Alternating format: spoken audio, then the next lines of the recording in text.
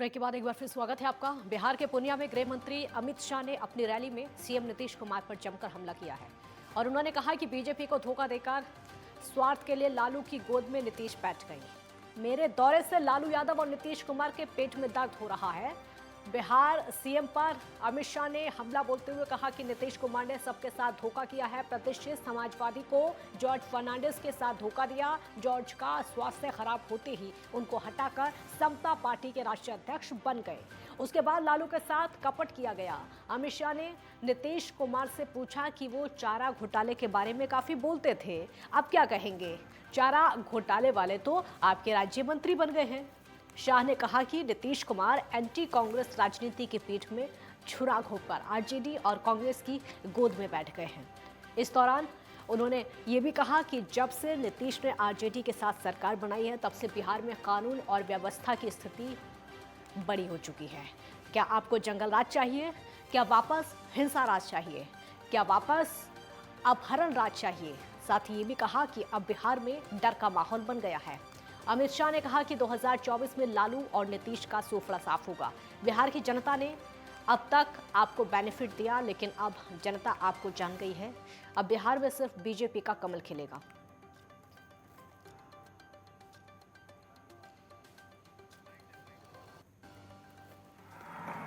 आज भाजपा को धोखा देकर लालू की गोद में बैठकर नीतीश जी ने स्वार्थ और सत्ता की राजनीति का जो परिचय दिया है, उसके खिलाफ ब्यूगल फूंकने की शुरुआत भी यही सीमावर्ती जिलों से, यही बिहार की भूमि से शुरुआत होगी। मित्रों, हम स्वार्थ और सत्ता की राजनीति की जगह सेवा और विकास की राजनीति के पक्षधर हैं। भारतीय जनता पार्टी ने कांग्रेस के खिलाफ जो यहां पर बिहार की भूमि पर से एक आंदोलन खड़ा हुआ था, कभी वो आंदोलन को छेड़ देने का काम, दगा देने का काम भारतीय जनता पार्टी ने नहीं किया था। मगर मुझे बड़ा अफसोस है, प्रधानमंत्री बनने के लिए नीतीश बाबू ने जो एंटी कांग्रेस राजनीति से जन्म लिया, इसकी पीठ में छुरा भोंककर आज आरजेडी और कांग्रेस की गोदी में बैठने का काम किया है। श्रुति झा संवाददाता हमारे साथ जुड़ गई हैं और ज्यादा जानकारी के लिए। श्रुति, बिहार दौरे पर गृह मंत्री और नीतीश कुमार और लालू यादव पर जमकर हमला बोला है।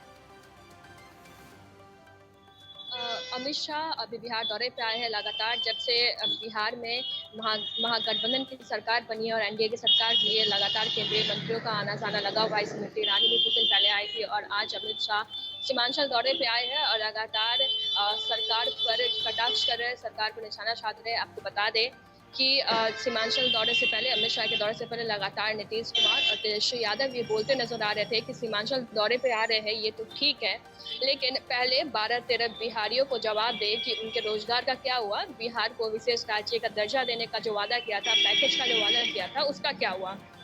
लगातार तेजस्वी यादव का ये कहना था कि जो अमित शाह है वो बस बिहार में जहर ढूंढने आ रहे हैं, बिहार में लड़ाई लगवाने आ रहे हैं। ऐसे में जब आज अमित शाह बिहार दौरे पे आए तो अमित शाह भी साफ तौर पे ये कहते नजर आए कि लगातार विपक्ष के द्वारा कहा जा रहा था कि लड़ाई लगवाने आए हैं, तो जो नीतीश कुमार और लालू प्रसाद की जोड़ी है उनके पेटों में दर्द हो गई है अमित शाह के बिहार दौरे पे आने से। उनका कहना था कि लगातार ये बातें कही जा रही थी कि मैं लड़ाई लगवाने आ रहा हूँ।